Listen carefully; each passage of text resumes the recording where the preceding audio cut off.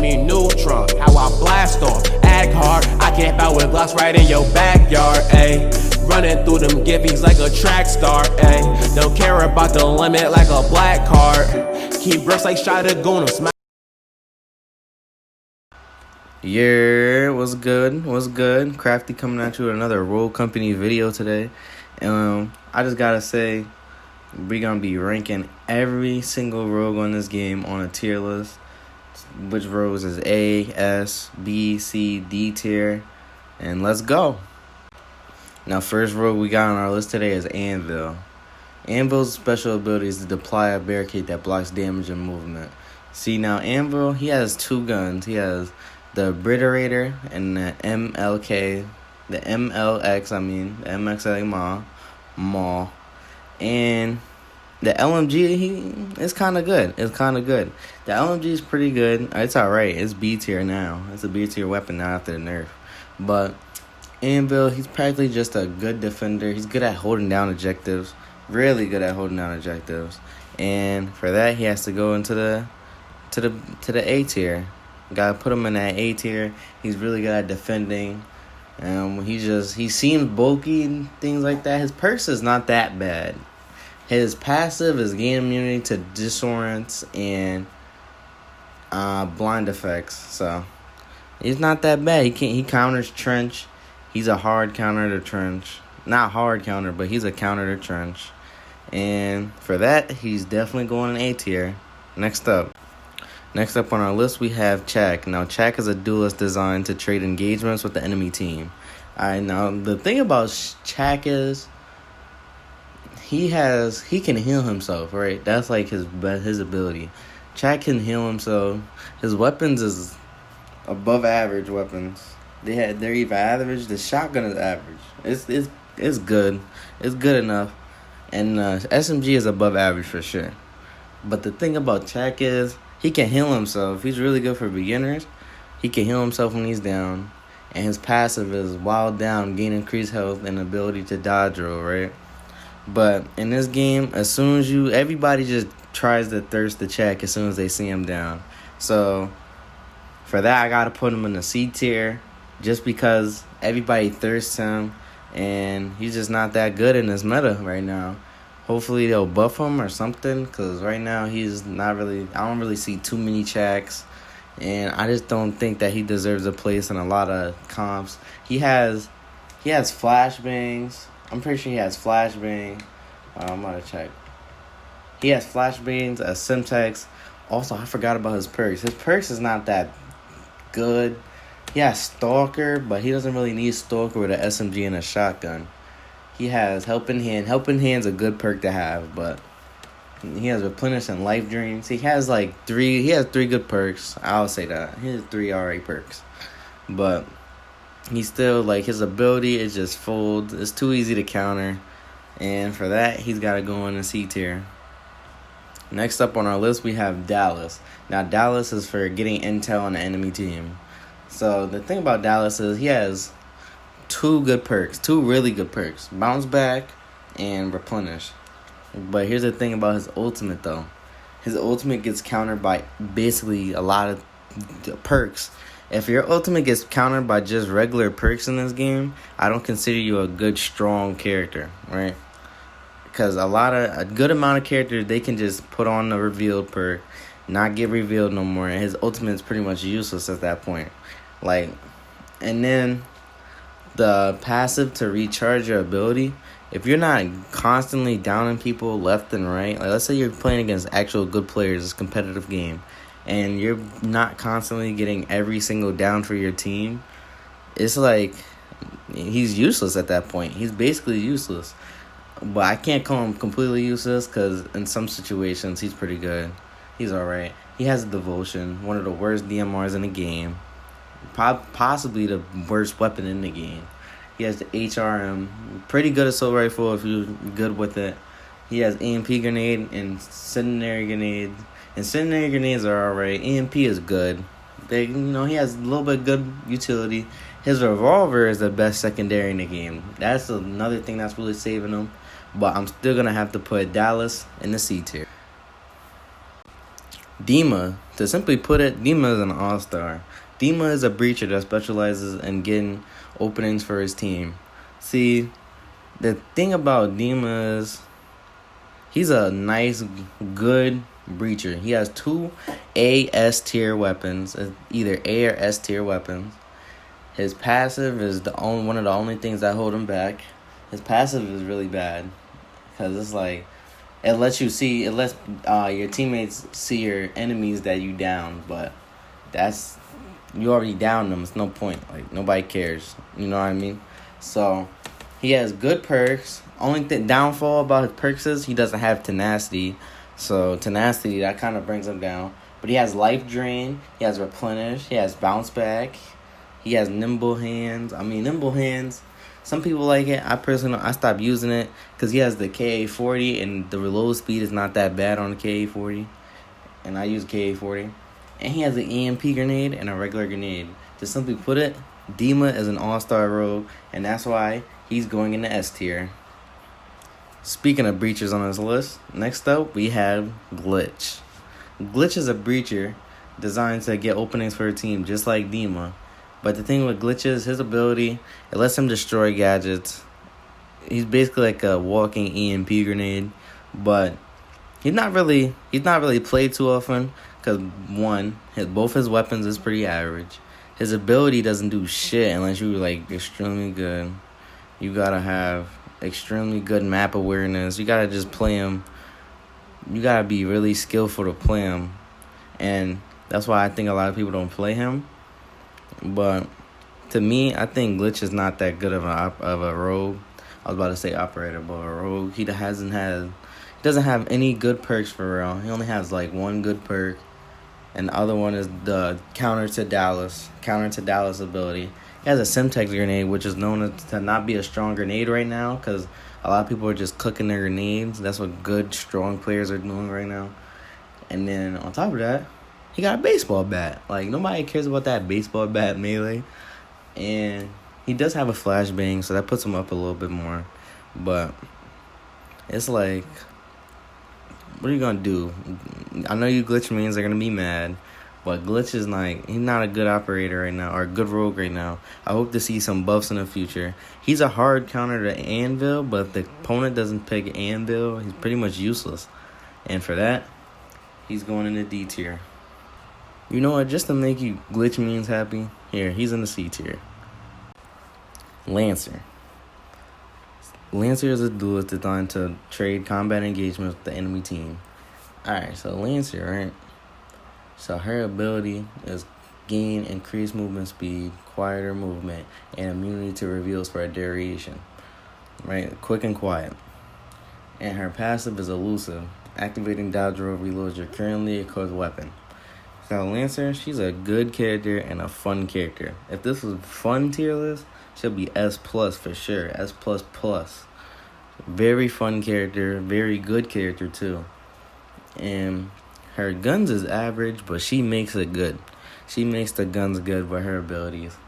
And she's just a good character. There's not too much you can say about Lancer. She's pretty straightforward. All the Call of Duty people like to play her a lot. Go in, just rush all the time. And she's going in the A tier. I used to think that she wasn't good for certain game modes, but I feel like she has a place in every single game mode now. Like, from after, like, experience playing her more, everybody plays Lancer. I always see Lancer mains. So, for you Lancer mains out here, I'm putting her in the A tier. Phantom.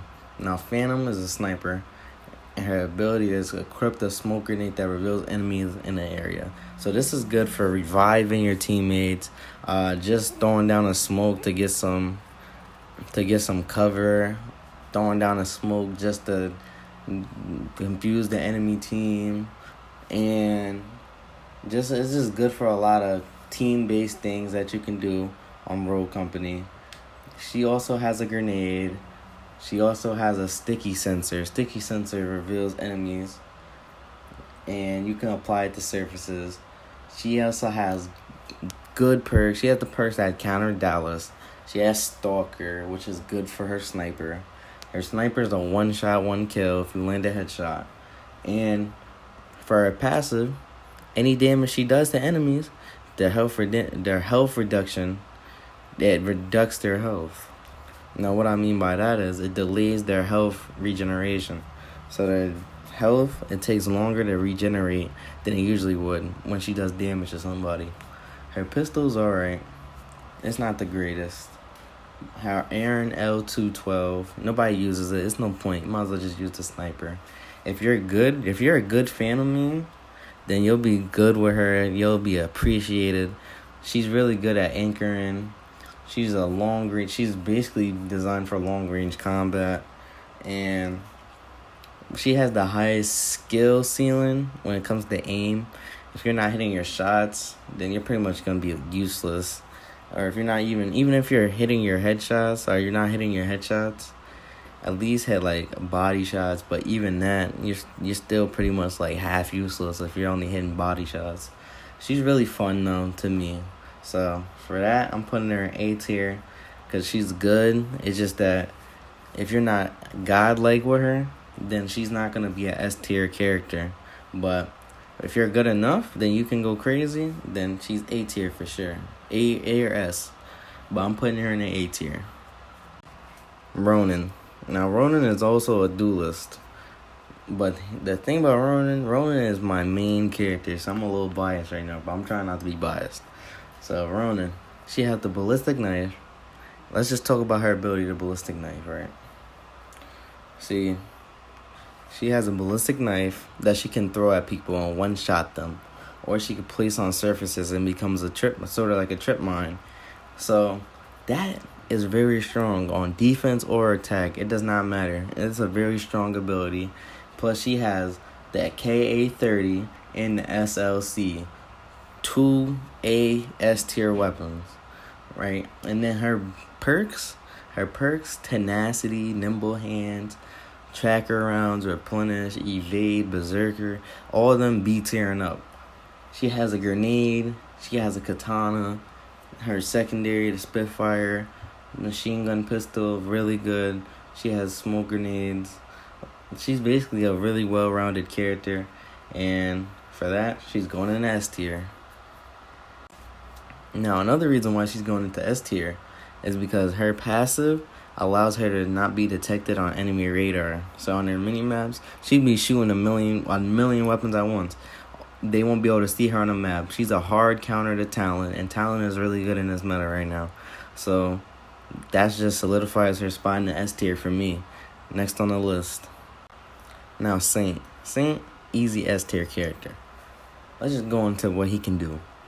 His ability sends a medical drone to revive a down friendly anywhere on the battlefield. You know what that means? He could be across the map. He can be Uganda, and he'll send a drone to come save you. That's easy S tier healer.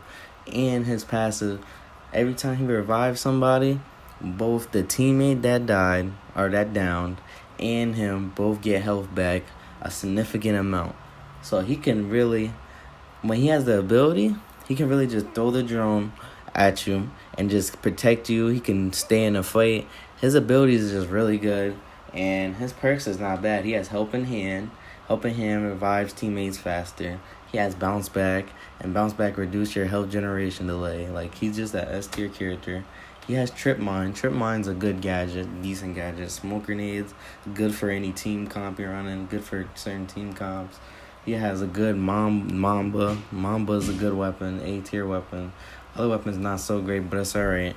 And for that, he's got to go in the S tier. Easy S tier. Saint, best support, might be one of the best supports in the game. He is one of the best supports in the game, but I don't know if he's better than other support on this list. And he's just easy S tier. Next up is Scorch. See, Scorch is a duelist also. So I don't have to go into what a duelist is. I done said it like 3 times right now. Scorch, her ability just lets her be fire, basically. She's like the Human Torch. She's immune to fire. That's her passive. And that's pretty much useless unless the other team got incendiary grenades, which a lot of people don't run. Or if there's another Scorch. And a lot of people don't play Scorch like that. And her ability is basically she just, any type of attacks that she does sets the enemies on fire. But let me tell you this, it's mad loud. It's mad loud. And she got to be up close to use it because she has the Obliterator and the SLC. That's her two guns. Now, SLC, good SMG. A-tier SMG right there. Obliterator, not so much of a good shotgun like that. Probably one of the worst shotguns in the game. Probably is the worst shotgun. And her perks, I mean, they alright. She has tenacity, which is really good. She has tenacity, replenish, and nimble hands. That's good. That's a alright perk lineup. She has EMP grenades and incendiary grenades. So it's like, it's cool. It's cool, I guess. But I feel like Scorch, she just gets countered really easily. Basically, all people have to do as soon as they hear her pop her ability is just run away. Not that hard. You know what I mean? And against a good team, if she even tries to flank, they'll just peep that she's not there and they'll just watch the flank. And as soon as she pops her ability, they'll just play really defensive. She might rush, but it's like, what are you going to do? And on top of that, she has to be really up close and personal. So if you're playing against a team with good comms, Scorch is not going to work. But she is a good pub stomper, though. Playing against randoms, just casuals. She could be good for some people. So for that, I'm still going to put her in the B tier. She's alright in the B tier. I'll keep her in B tier. I'm not going to put her any lower, any higher. I feel like she's B tier worthy. She got nerfed to the ground, basically. She used to be way better, but she got nerfed into the ground. So, yeah, B tier character. Now, next up, we got Talon. Talon, his ability is equip a radar dart that, when thrown, attaches to surfaces and detects nearby enemies on your radar. Right? That's a really good ability to have. But his passive, pick up and reclaim items from range. That's a alright passive. It's a B plus A, maybe A tier at passive.